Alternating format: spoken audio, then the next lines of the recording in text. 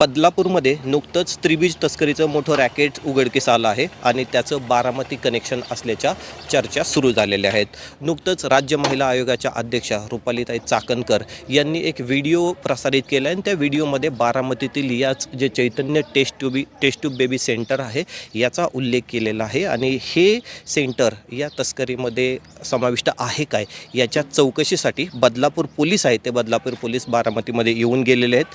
आता खरंच हे सेंटर या तस्करीमध्ये समाविष्ट होतं का याविषयी एक उच्चस्तरीय चौकशी आहे, ती उच्चस्तरीय चौकशी चालू आहे. चला तर आजच्या व्हिडिओमध्ये आपण जाणून घेऊया स्त्रीबीज तस्करी म्हणजे काय आणि ती नेमकी कशी केली जाते हेच आपण काय करूया समजून घेऊया.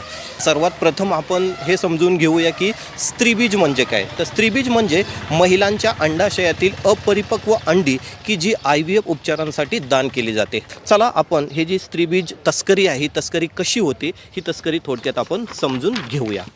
या तस्करीमध्ये प्रामुख्याने 4 टप्पे आहेत. त्यातला पहिला टप्पा जो आहे त्या टप्प्यामध्ये स्त्रीबीज तस्करी करणारे एजंटच्या माध्यमातून गरीब महिलांना टार्गेट केलं जातं आणि त्यांना अंडीदान करण्यासाठी 15 ते 30 हजार रुपयाचं आमिष दाखवलं जातं. तर या आमिषाला काही महिला बळी पडतात आणि स्टेप नंबर 2 चालू होते. स्टेप नंबर 2 मध्ये ज्या महिला या अंडदान करण्यासाठी तयार झालेल्या आहेत त्या महिलांच्या घरी जाऊन त्यांना एक हार्मोन इंजेक्शन दिले जाते आणि या इंजेक्शननंतर त्यांच्या अंडाशयात 10 ते 20 अंडी आहे ही 10 ते 20 अंडी वाढवली जातात. त्यानंतर चालू होतो तिसरा टप्पा. या तिसऱ्या टप्प्यात काय होतं की इंजेक्शन दिल्यानंतर साधारणतः 8 ते 12 दिवसात ही अंडी तयार होतात. आता ही अंडी तयार झाल्यानंतर बेकायदेशीर सोनोग्राफी सेंटर्समध्ये घेऊन गेलं जातं त्या महिलांना आणि त्या ठिकाणी ही अंडी परिपक्व झाली आहेत का हे पाहिलं जातं आणि जर झाली असेल तर त्याचा एक 30 सेकंदाचा व्हिडिओ आहे हा त्या एजंटला पाठवला जातो. सगळ्यात महत्त्वाचं चौथा टप्पा या ठिकाणी चालू होतो आणि त्या चौथ्या टप्प्यामध्ये होतं काय तर आता यांना या IVF सेंटरमध्ये बोलवलं जातं आणि IVF सेंटरमध्ये याची तस्करी आहे ती तस्करी सुरू होते.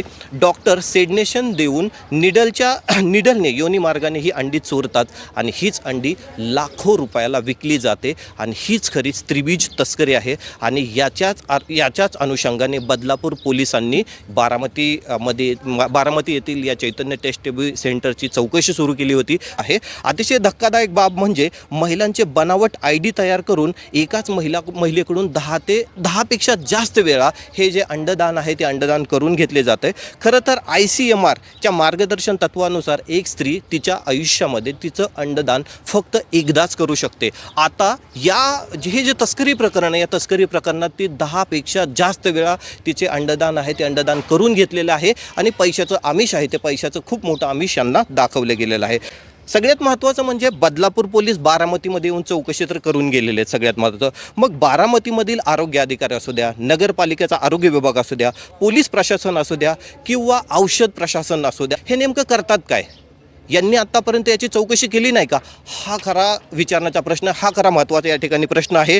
आणि तुम्हाला काय वाटते की या विभागाने ॲक्शन मोडमध्ये यायला पाहिजेत काय? ॲक्शन मोडमध्ये येऊन खरंच अशा पद्धतीची तस्करी जर बारामतीमध्ये होत असेल तर याविषयी कठोर पावले उचलावीत का? याविषयी तुमच्या काय भावना आहेत कमेंटमध्ये नक्की सांगा. कॅमेरामॅन महेश, संतोष.com महाराष्ट्र, बारामती.